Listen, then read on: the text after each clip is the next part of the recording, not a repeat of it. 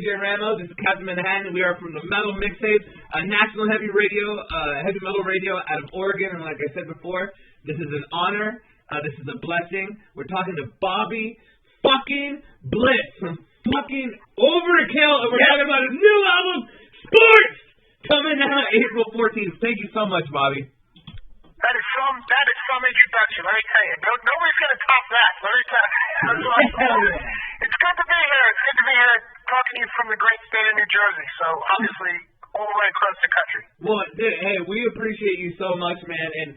And let me just tell you, we had the best time listening to the new album, man. We sat from track 1 to track 10, rewound it, flipped that shit again, threw it on the fucking fryer, and had it for dinner, man. It was fucking awesome. Oh, that's good news. It's something special about the record. It's got such cool dynamics in it. It took a long time to make, and maybe that's why I can actually reflect on it. That we're usually running on a 2-year schedule, or a year and a half to 2 years for 19 records, and then suddenly Peter Pandemic comes and stops that for everyone, not just us. But having that extra time, I think, gave us the opportunity to turn it into something special. I know.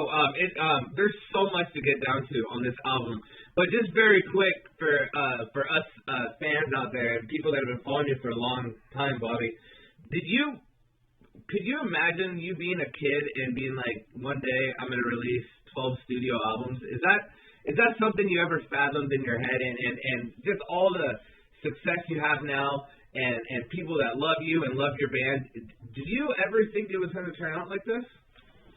I don't think I ever thought it was going to turn out like this. I mean, and this is actually our 20th. Woo! So we were gonna name it "Who Dies with the Most Toys Wins," but so it's been 20 records. The thing that excites me about it is that we still have. We have current day value. I know it's a scene that's been around for a long period of time, but it's for sure never going through the motions. But as a kid, like most kids that want to get into bands or you air a guitar in front of the mirror to whatever your favorite tunes are. So did I dream of it? Sure, I dreamed of it. But did I think it was going to come true? Absolutely not.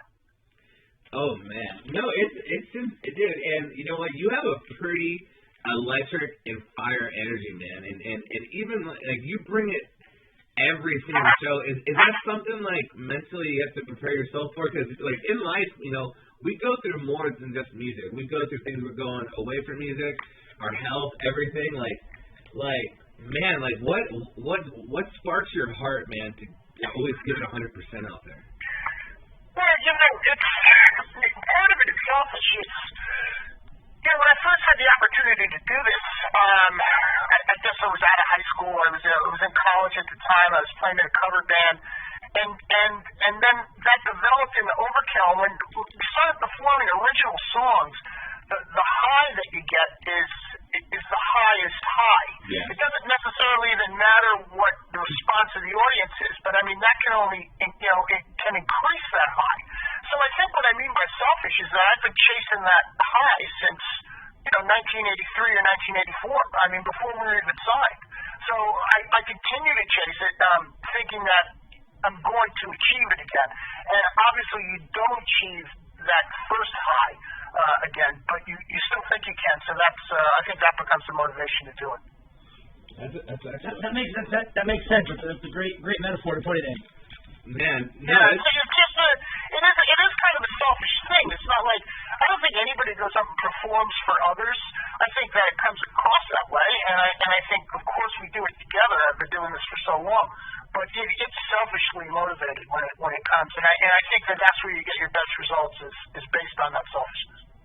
Oh man, definitely. You just before we jump into your new album, do you get super excited when you get like ready to like tour and like set up like what bands you're possibly going to be playing with, all these festivals? It's like, is the excitement just as awesome as like the first time you got on a big festival? Well, that for sure is. I mean, it never just becomes common because when you put yourself in front of that many people, or you have the opportunity to stand in front of that many people,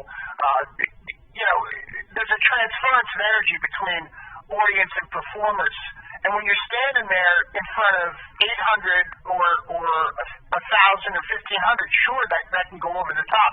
But if you're standing in front of 50,000 people and all of them are sending these kind of vibes and this energy out to the stage, I mean, it is just, it's mind-blowing. So sometimes it seems like a dream. Sometimes you go, you find yourself in the dressing room all sweaty and go, what the fuck just happened? But it's usually a good result. Somebody goes, we just did the show. Oh, right. That is so amazing. Is there a band you love touring with that you've toured maybe for the last couple tour years that you just it's a shoe-in, it's going to be a fucking badass tour? Well, it's not going to ever happen again, but the band that I toured with that was the most fun was Motorhead. Oh, God. Well, geez, we got our name practically from one of their songs. Can't say 100% there, but, a good 75% was because we were all Motorhead fans. So when we got the opportunity to tour with them back in 1988, it was a great bill. We were opening the show. We had released a record called Under the Influence. It was our third. Motorhead was on 1916, and Slayer was on South of Heaven. Oh, wow. And so it was Slayer, Motorhead, Overkill. So the whole thing was just this bombastic type of a tour. And then later on, so many years later, 2006, 2007, they invited us to do Europe with them. So it was that Motorhead and then us in the second spot, Overkill. That is beautiful. Okay, I swear the last thing before we jump into the album. In one word, describe Lemmy. Honest. He was probably the most honest guy I knew. He is what he is, or was what he was. What you see is what you get. Very polite, absolute gentleman, but honest. He was rock and roll. A guy like myself being around as long as I have, you can walk into a room. I can walk in a room and tell you who's the real deal and who's not in 10 seconds when it comes to music. And he was the one that always would shine over the entire room. He was the most real deal. That's heartening to hear. Very, very. Yeah, Bobby, by the way, you have no idea that the whole time you're saying this, me and Josh have the biggest smile on our faces and our body is seizing. What's fucked up is that, when Motorhead obviously predates us, so, and there's a lot of bands that predated us that were influences on us, and there's part of touring or meeting those types of people that influence you where, you could have a bad experience. You know what I mean? Where it could be like, oh my God, I love these guys. And you do a couple shows with them and you find out the guy's an asshole. And so which ruins the whole thing. You want to go home and break your whole fucking catalog, right? But the point is that with these guys, with Lemmy, Phil, we knew Filthy Taylor, and Russell when he was in the band, and also Mixtape, it was never the case. They were just always the same dudes all the time. You never had that fear of, they treated you like contemporaries. And that's, that was just such a refreshing thing that they it was like you said, a dream come true. This was a dream come true for me. That is beautiful. That's amazing. Beautiful. Beautiful to hear, man. And a perfect streamline right into the new album scores. Which is awesome, man. It's like we could start in so many places, man. But I think we'll start it with our favorite songs. And I know my favorite song, and anytime I listen to an album, there's always a song that gives me like an O face. I'm just like, oh, and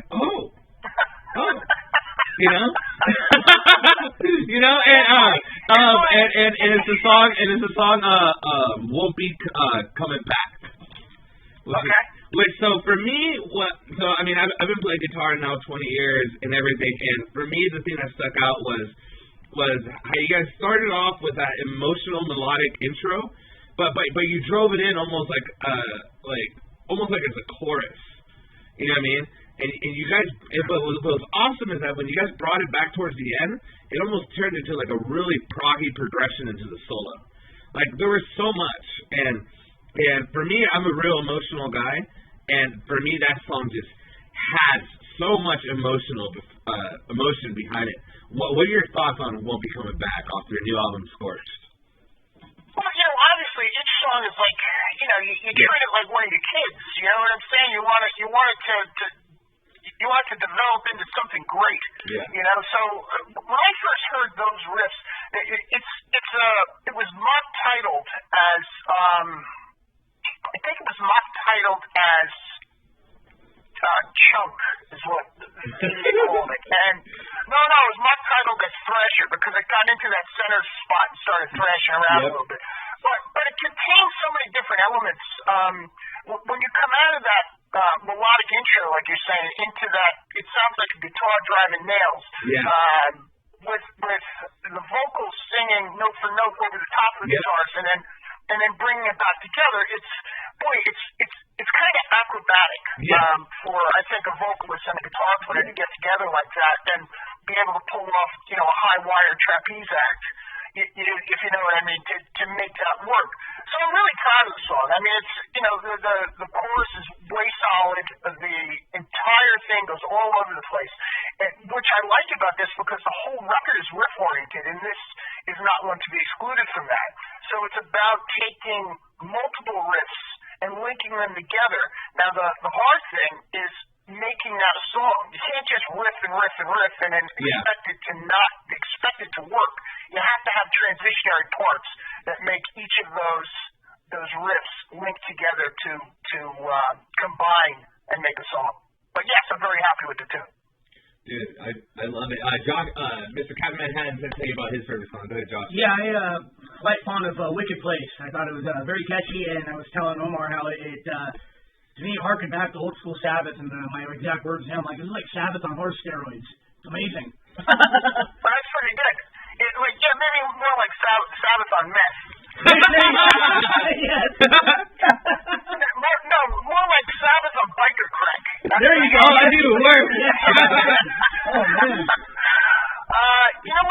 One of the things, and you can equate this to Sabbath all the way back to the beginning. Whenever you used to hear these guys talk, they would never say they were a heavy metal band. They were a blues band. The more a person listens to Black Sabbath and that kind of blues, you can see where the link is between it. And again, this is a band that influenced us. This isn't a Sabbath riff. This is a blues ride, is what it is. Mm-hmm. But you take that blues ride and you combine it with a modern day punch of Jason Bicker's double bass and the production that Colin Richardson added to it. And that blues ride becomes, it's not a soft swing. It's a groove that has punches to it. As it swings from left to right, it punches when it reaches, each high point of that groove. So it is one of my favorite tunes, and I do like it because of its simplicity and the fact that it shows that this band is not a one-trick pony, but has rock and roll, has some blues, has some thrash, has some heavy metal, has that emotional end, has that progressive end, like DJ mentioned just a second ago. No, that's awesome. Hell yeah. Yeah. So you were saying you had the time during COVID to write this, to have a lot of time on this album and everything. I know you probably get asked this a lot, but is there something you wanted to prove yourself, or a chip on your shoulder, or something specific that you wanted to do on this album that you've never done in your career?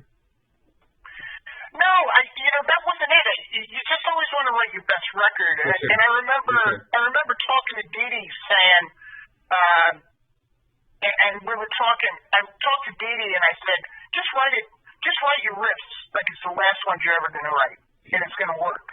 And I was talking to one of the guys from our fan club over in Germany. They're not even fans club. They're more of friends, I picked them up at the airport here in New Jersey when they come to visit. And he said, how'd you do this? And I told him that quote, and he goes, it's exactly what happened. So what ends up being the result is that if that's the basis for how this is written, then the whole vision comes together with that type of ferocity, where it's going to be based on maybe this is it. And if you think that, you're going to get great results. And the fact that we have so much time to accomplish and acquire those results, gave us, in my opinion, a 4-star offering here. I love it. No, that is so great, Bobby, and the album really speaks for itself. Every song, Scorched, Going Home, The Surgeon, Twist of the Wick, every single song on this record is absolutely beautiful. Is there a song on this album that was your favorite to work on? The blues ride is right in my wheelhouse. That was I tore that down 3 times, but I mean that's stuff that those kind of vocal lines I sing in the shower all the time. I mean that's just like that's been part of me since I was riding around in my buddy's Camaro and drinking beer back in high school, but it's it's such an ingrained part of me that I love working on it, but it's easy. But then there's other songs that become harder for me. And I think Twist of the Wick, even though I've always had a great thrash background with the guys I've worked with, that was one of the harder ones for me because I didn't want it to just be a thrash song. I wanted it to have a different stamp. And I saw what Dee was going with that kind of progressive gothic centerpiece that he had written with voices and a few keys. Oh yeah, we wrote it down right here. It was the lead breakdown into an orchestra melodic, like almost Bacchus, like big monster vocals.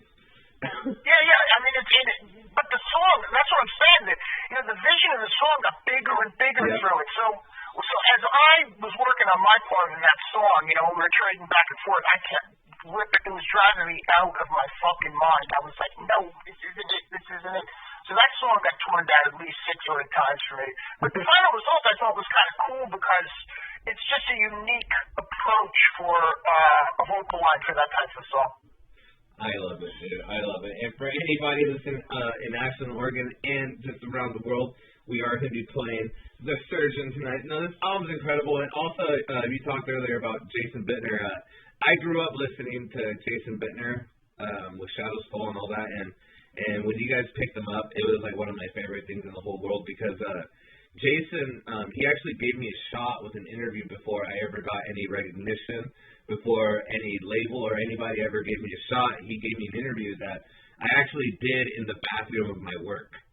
I was at work in my bathroom because I was unorganized. I was just starting off my career, and Jason gave me a shot, man. So it's super awesome he's in your band. Oh, that's cool. Yeah, he's always been, really vested in whatever he does. I mean, I knew Jason. There's more than 10 years between Jason and I, about 12 years, I think. And so, I'm in my, late 20s. Jason's in his mid-teens, kind of a thing, Yeah. But he's showing up at gigs, once he can drive a car at 18 or 19 or something. He's showing up at our gigs during sound checks. With a pair of drumsticks in his back pocket, Hey, how's it going? Hey, I'm Jason Bittner. I'm like, hey, fucking great. I used to call him Sticks. And so are you coming here to show up just to see if the drummer drops dead during sound check because you know everything we're playing? That's awesome.